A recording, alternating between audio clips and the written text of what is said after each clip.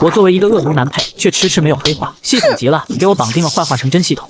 接下来所有人说你的坏话都会成真，说你是傻子，你就会变成傻子；说你变成蟑螂，就会变成一巴掌能拍死的蟑螂。说完，系统贱兮兮的下线了，说是要补充能量。我面如死灰的从蹲麻的坑位起身，就听到厕所隔间外萧何的声音：“显发水那混蛋，还敢妄想追求柳如烟！就算他次次月考考第一，柳如烟都不会看他一眼。”我握紧了拳头，害怕萧何下一句就骂我是阴沟里的老鼠。就在这时，脑中响起一阵系统提示音：检测到有人说宿主坏话，已触发成真系统。触发坏化成真系统后，我开始摆烂。原本用来熬夜苦背的单词本被我扔在一边，题也不刷了，静静等死。反正不论我怎么努力，柳如烟也看不上我。一直到月考那天，我百无聊赖地翻着试卷，越翻眼睛越直。这考的单词竟然全是我背过的，出的题全是我刷过的。我脑子还在迟疑，手却很丝滑地写完了试卷，并且破天荒地提前交了卷。这个考场是倒数第一考场，总有学生懒得动笔直接交白卷的。老师已经习惯了，他头也不抬地接过试卷，随手放在一边。走出考场后，我发现我是第一个交卷的，外面空无一人。我仍旧不敢相信刚刚发生了什么，坐在小卖部外面的长椅上发呆。没过多久，柳如烟也出来了。她常年霸占年级第一，经常提前交卷。万年老二萧何紧随其后，看到我居然比他们还早出考场，萧何扑哧一笑。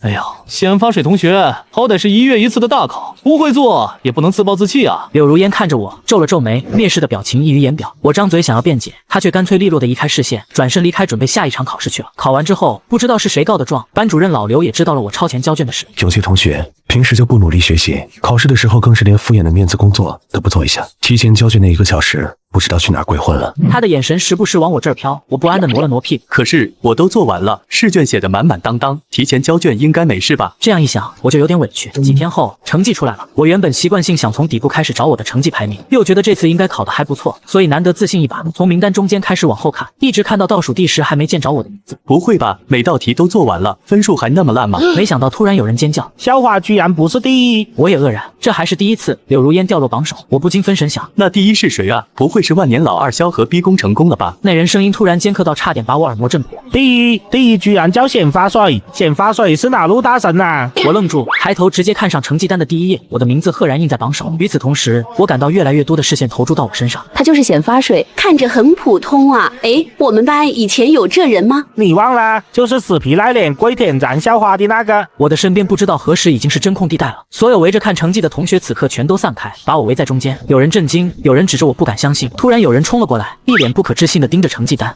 我不信，我居然是第3，我输给了那个不起眼的混蛋。我倒在地上，手肘在讲台边缘被擦破了皮，流了不少血，疼得我直发抖。刚才发现自己考了年级第1的欣喜立马就消散殆尽，正想默默爬起来，却看到眼前出现一双洁白的运动鞋，是柳如烟。我对她的一切如数家珍，抬头的那一刻，看到她表情复杂，一只手直直地伸到我眼前。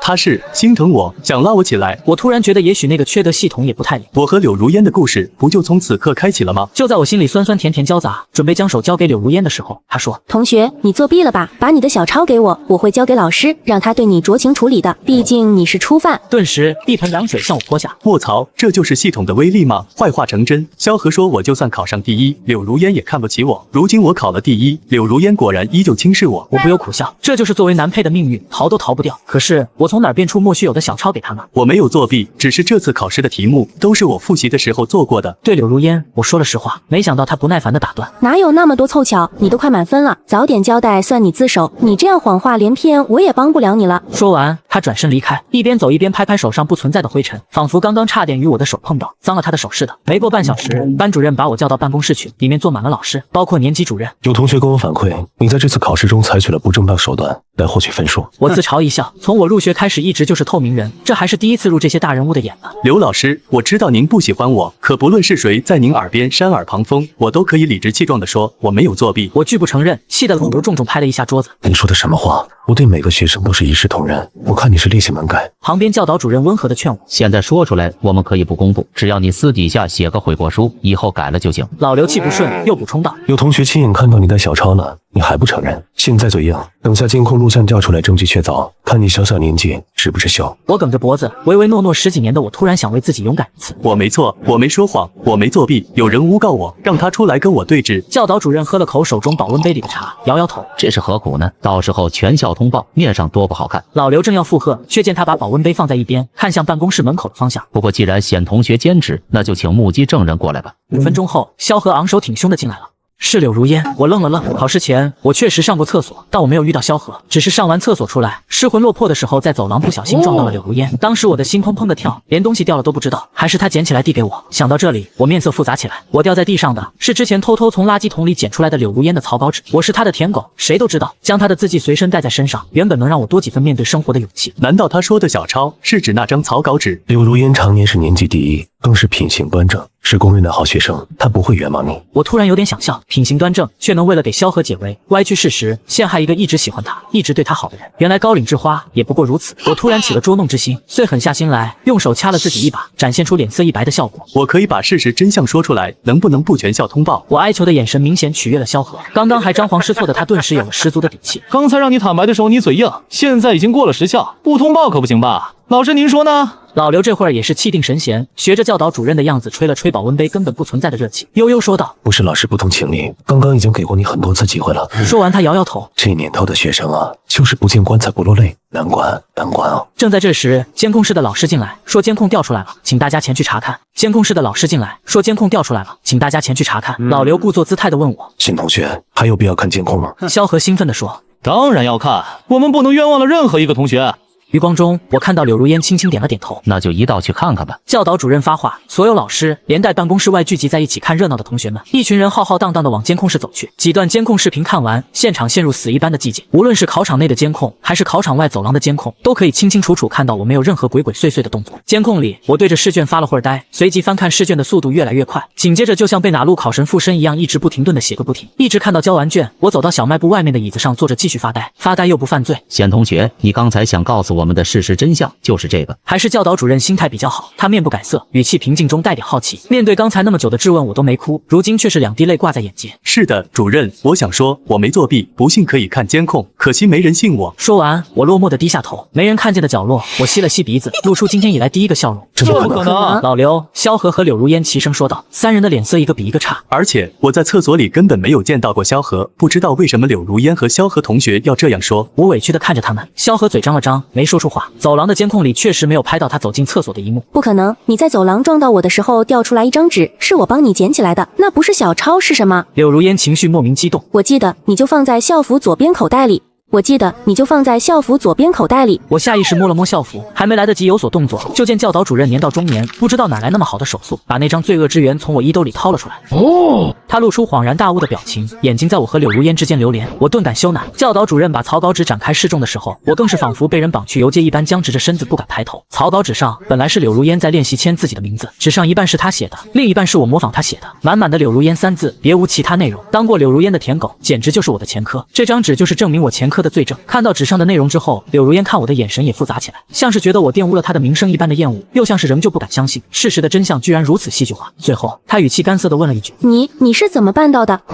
我还没从羞耻中回过神来，没听懂她的意思。柳如烟尤其艰难地从嘴里挤出来一句话：“我误会了你，我道歉，对不起。可你短短1个月从倒数50名到全年级第一，你肯定有秘诀。”我恍然大悟，一脸老实的抠抠脑袋，诚挚地回答：“我一开始就跟你说了，这次考试的题目我全都在练习册上刷到过。”次日，显发水没作弊和显发水判手握月考精准押题两个话题登上学校论坛热搜，久久不下。还真别说，我也不知道那系统是真的灵，还是说上次月考只是凑巧撞大运。被扣上秒杀学霸、冲上满分和横空出世黑马少年的头衔，我压力真的很大，于是只能更加努力地刷题。现在萧何看到我都绕道走，或许是不想回想那日众目睽睽之下向我道歉的耻辱。老刘也是，课堂里眼神不小心跟我对上，都会迅速不自然地移开。柳如烟依旧是看不上我，毕竟论刷题，他桌上那层厚厚的课外习题册也没有怕过水。可惜我没他有钱，只能在小摊上买2本盗版题册刷一刷。不过作弊风波被澄清后，莫名有人开始向我请教问题。以往我在教室里是一个人单独坐在最后，没人跟我搭话。作为吊车尾学生，被人请教问题更是人生头一回，我不免有些受宠若惊。一开始只是中等成绩的同学来问我，凭着这段时间疯狂刷题的经验，还算能应付。后来班上前10的李诗雅都不自在地抱着题册说要跟我交流，实在有点招架不住。因此我经常假借上厕所的名义，实则掏出我的盗版水果手机，在网上迅速搜索相关问题，待理解透彻后再回到教室，方才能够勉强解答李诗雅的困惑。久而久之，李诗诗雅来找我的时候越来越自然，眼中甚至有了欣赏之色。我不由得心虚的移开眼神。很快，又是一轮月考到了。这一次，光看试卷第一页我就差点笑出声来。熟悉的剧情又发生了，一切都是我曾经做过的题目。我比上次交卷更快。这一次我在第一考场，监考老师不再无视我的试卷，反而当着我的面将试卷细细看了一遍，随后对我露出从未见过的和蔼笑容。走出教室门的时候，我听到身后的教室里有谁的笔调，我没有回头。不论是萧何还是柳如烟，都不值得我再投出一个眼神了。考完后，一些熟悉的、不熟悉的同学都来找我对答案，我却分了神，心里想着，看来要成为那个卖盗版题册的地摊常客。就在我琢磨着周末再去摊上淘几本题册来做时，刺耳的声音传入我的耳中：“呵呵，看走眼了。以为是哪儿来的穷酸小子，没想到人家家里可能有钱的很呢，不然哪来的资源能每次都提前拿到学校月考的题？”又是萧何，他怎么还不死心？还有他不离身的小跟班的声音。哎呀，萧哥，别给他眼神，就打他家是咱们市首富吧，那也顶多就是暴发户而已。柳如烟家书香门第，根本看不上这种，他始终是你的。萧何被哄成了胚胎，捂着嘴笑了。唉，也是可怜，拼命走歪路子也要拿到第一，走进柳如烟的视线，却没办法让人家对他提起一点兴趣。我正对他们的离谱猜测嗤之以鼻的时候，脑内久违的声音又响起来了：“检测到坏话开始成真。”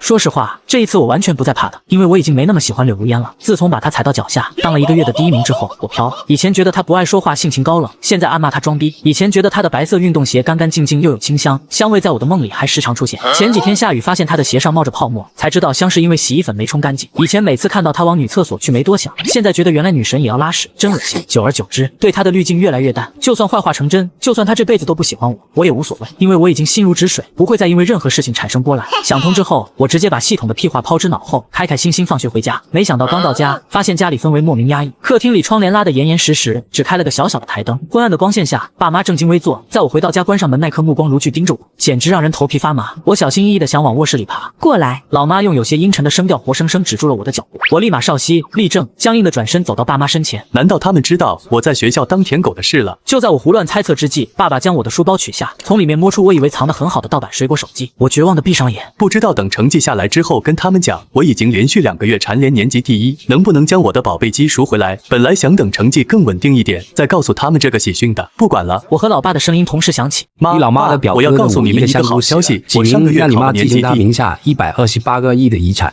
我呆呆地补充完自己未说完的话，妈妈矜持地点点头，随后温柔地抱住了我。儿啊，你之前每次逛街的时候都会多看2眼的水果家的新款手机，妈先给你买了50台，每个颜色都有，就算每次老师查手机都查到你，一天没收1台，也够他没收1个月的了。都没收完，妈妈再给你买。还有，收拾收拾东西，咱们今晚要搬家了。128个亿是几个零来着？没想到萧何言出法随，我们家真成了暴发户！我的老天鹅啊！第2天上学的时候，我来的最早，因为不同以往，我每次都要从城郊转几趟公交车才能到学校。今天爸爸开着不知道什么时候提回家的劳斯莱斯幻影，大清早就把我送到了学校。班上同学陆陆续续的到了，李诗雅刚放下书包就来跟我讨论题目。你们谁看见学校转角处那辆幻影了？太酷了！有男生语气难掩兴奋，我耳朵迅速立起。幻影不会是我爸爸？他送完我不回家，在学校转角停着干嘛？不怕上班打卡迟到吗？习惯性吐槽之后，突然想起来，哦，确实不怕迟到，毕竟他昨天就把老板炒了。憋屈了几10年，走之前他和老板大吵了一架，随后仰天大笑出门去。跟我爸关系好的同事和叔叔后来转述说，别人都以为他疯了，只有他关心我爸是不是得了癌症，将不久于人世。我爸笑而不语，只邀请他周末到我家吃乔迁宴。爸，你是不是没地方去玩？车停我们学校干嘛？太招眼了，快走！我悄悄给爸爸发了条短信。儿啊，爸爸已经走了，刚刚看到你们学校外面的炸串实在馋得很，就下车买了2串，以后爸爸会注意影响的。爸爸回得很快，我松了口气。同学们还在讨论，已经到了畅想未来要开什么样的豪车的环节了。我心想，那你们得有个负责催化恶毒男配黑化进度的系统才行。幻影而已，暴发户的玩意儿，有底蕴的人家都不会买那种车。萧何来了，我双目殷切地注视着他，简直是含情脉脉。说出来可能没人相信，我都要爱上他了。如果没有他的刻薄，怎能成就我优异的成绩和一夜暴富的家底？我爸说等高考完就给我买宝马540，那才是咱们普通人踏实开的车呢。谁家普通人开50-60万的宝马？这杯装的。我暗暗翻了个白眼，没想到这妖巧被他抓住了。他眼珠子一转，开始捧杀我。显发水同学可是能拿到试卷的人，家里肯定开更好的车，咱们都没法比啦。这小嘴甜的，我一边摆手说我手上没有试卷，一边在心里点头。你小子挺识相，还知道自己开不起比我家好的车。没想到说宝马到，晚自习放学的时候，门口就停了一辆崭新夺目的红色宝马。哇塞，这是不是你爸给你的惊喜呀？你不是寒假刚过了18岁生日考了驾照吗？今天还在说家里准备给你买车呢。小跟班表情夸张，声音大的在周围嘈杂的环境中脱颖而出。而萧何看向校门口的车，表情稍有惊讶，随即又微微抿嘴笑了一下，一副富家子弟的淡淡定模样。其实上周是有听到妈妈说想提前送给我，没想到他们这么高调，真是的。说完，又得意地冲我笑了笑，就连高冷如柳如烟也忍不住看了好几眼对面的车，随即祝贺萧何，恭喜喜得爱车，眼中似乎有几分艳羡，瞬间一半人看向萧何，一半人看向宝马。我也盯着宝马看，看的是车上贴的拉花，全是我小学时候喜欢的动漫角色，又花哨又中二。没想到萧何喜欢这种，想到他以后开着车被人吐槽小学鸡的样子，我都想笑。然而很快我就笑不出来了，因为从车上走下来的是我那熟悉的老妈，突然有了一丝不祥的预感。嘿，车上有人下来了，你快看看是不是你妈妈亲自来给你送车呀？萧何凝神一看，有些困惑。不是我妈，可能是叫家里的哪个保姆送来的吧。我原本打算偷偷摸摸顺着人群溜走，听到这话顿时忍不住了。说谁保姆呢？谁家请得起家产上亿的保姆啊？正要反驳他，忽然听到我爸雄厚的声音：“小水这边。”见此，我只能尴尬地低着头小碎步走过去。老妈亲自给你挑的拉花，都是你房间挂着那些海报上的小人，怎么样？高兴坏了吧？我妈一脸骄傲地把车身拍得梆梆响，我硬着头皮上了车，隐约听到有人恍然大悟：早上萧何说他家要送他的是50-60万的540嘛，这款可是X7啊，100多万的，根本不是一个档次。而柳如烟则一改方才的态度，不屑地说：“果真是暴发户上不得台面，买个车这么小的事也要闹得人尽皆知。”我上了车，看到还立在原地尴尬地抠脚趾的萧何，心想：你只是丢脸这一时，我以后却要顶着这花里胡哨的小学车，走到哪脸就丢到哪儿呀。那晚我爸被认出就是前几天停在转角的幻影车主，顿时显发水最低调的豪门少爷又登上论坛热搜，我都快霸榜了，几乎所有人都在讨论我。我从小透明一夜之间变成大热门，尤其是在第2次月考成绩下发之后，连续2次的年级第一，这一次没有人再来质疑。为了庆祝这起死回生的成绩，也为了庆祝我家乔迁，妈妈请了一个连的特级厨师来家里办派对。他不顾我的微弱反对声，盛情邀请了我的全班同学，这里面只有李诗雅是我亲自邀请。派对当天气氛热烈非常，几乎所有人从接他们的车开进我家别墅大门起，就开始瞪圆眼睛又张大嘴巴，包括爸爸邀请的何叔叔。看到他们都跟我刚搬来那几天一个样，我就放心了。原来不只是我一个人没见过世面，只有萧何死死咬着下唇，逼着自己目不斜视，状似挺拔，实则同手同脚的走进我家。和他差不多模样的还有柳如烟，2个死装。说实话，我以为他俩不会来的。我这2次篡夺柳如烟第一的宝座，完全是贴脸开大。他不抓紧时间争分夺秒在家里看书，还跑来参加什么派对，真是不思进取。他完蛋了。我摇摇头，还以为上次那个宝马是他打肿脸充胖子呢，没想到他家真的这么有钱啊！我真服了，怎么每次都能在各个角落听到他们嘲讽我？不过仔细想想还有点小激动的，不知道这次萧何又会给我爆出怎样的吧。哼，命好罢了，他最好是一辈子都这么好命。那一瞬间，我仿佛感受到身体里有一股力量澎湃的四处流窜，一圈一圈经过我的每一根血管，循环流动，生生不息。我笑眯了眼，借您吉言，一定好命。派对结束后，同学们对我更加亲近了，甚至有人叫我大少爷，想要帮我接水做值日。我忽然想起派对前一天老爸说的话：小水，对不起，爸爸前几天才知道你在学校被人欺负了。我其实想说，没关系的，老爸，我已经把那些事情都处理好了，并且就算再来一次这样的，或者比这更糟糕的事情，我也能保护好自己。我想说，老爸，你在外面上班和客户拼酒，为了被性骚扰的同事怒扇领导巴掌的时候，你怕不怕呢？如果你不怕，那我也不怕。爸爸，其实我骨子里和你一样勇敢，只是以前的我还小，没有发现自己原来可以很有力量。然而千丝万缕的思绪还没理清，就听到爸爸继续说：小水，以前爸爸没能力，现在咱们家好了，我要让那些欺负你的人看到，咱家现在光是佣人保镖就是3位数，谁敢站在你面前说你半分不是，让他心里掂量掂量。那场派对对我的朋友李诗雅和爸爸的朋友和叔叔来说是欢迎，对那些始终对我颇有微词的同学们来说是震慑。事实证明很有效果，虽然我已经不惧别人的恶意，但要是成日要去处理这些琐事，也难免有些烦心。如今算是基本绝了后患，我开始一门心思扎在学习上，一次又一次，不管什么考试，永远只考我学过的内容。我再也没从年级第一的宝座上下来，同学们开始叫我学神，老师们对我一个比一个温柔，偶尔遇到教导主任，他还会邀请我去他办公室一起喝喝茶聊聊天。而柳如烟开始常年屈居第2，我曾余光看到他好几次紧捏着试卷想往我桌旁走，又半途而废，回到座位上时摔得舒震天响。摔什么呀，耳朵都给我摔聋了。他的前桌回过头不满地吐槽了一句。今时不同往日，已经不是曾经所有人都捧着柳如烟的时候。高3下学期刚开学1个月，几次周测下来，柳如烟到心破碎，成绩大幅度下滑。老刘还记着我曾经喜欢他的事情，让我去劝劝柳如烟，帮他一下。我笑着反驳他，我曾经成绩不好的时候，也没人帮我一下啊。刘老师，抱歉啊，我帮不了。说完，老刘沉默了很久，最后他说：显发水，对不起，虽然可能晚了。我回了一个得体的笑，没事没事，因为我早已独自从那条灰色的小巷里走出来了。不过没事，只是代表我有解决问题的能力，不代表我能原谅给我制造问题的那些人。我转身离开，拉开办公室门之后，发现柳如烟赫然立在门外，他都听见了，那更好，不然他还以为我喜欢他。每次跟我说句话就像是施舍似的。同学，麻烦让让，就像看到一个最陌生的同学一样，我笑着说。柳如烟僵硬的侧过身，面色苍白，状态很不好的样子。显发水，对不起，这次是真心的。那声音太轻，被风一吹就散了。饭了，因此也不能留住我的步伐哪怕一秒。没过多久，柳如烟不知道怎么跟打了鸡血一样，又振作起来了。之后的每一次大小考试仍旧是我第一，他取代了萧何成了万年老二。至于萧何，早已从云端跌落到不知道哪里去了。想到他如今稳坐我曾经所在的13考场，想到某次不经意间发现他躲在厕所吸辣条，